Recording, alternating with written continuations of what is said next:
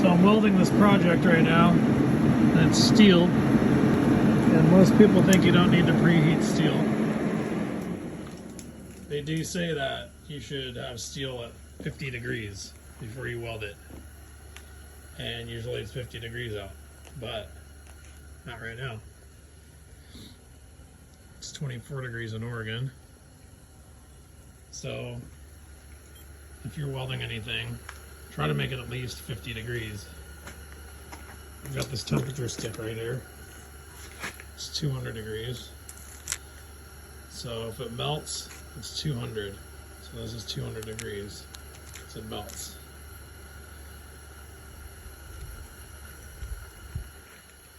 I usually preheat to at least 200 on cold days like this. It also prevents cracking, so it doesn't cool down too fast. If it cools down and takes longer to cool down, it's less likely to crack. You can use a propane torch. It's pretty simple. That'll get you up to a couple hundred degrees pretty quick. It's not like you need oxyacetylene or anything. Anyway, that's the tip. So you don't get a bunch of cracked welds. It's freezing out like that.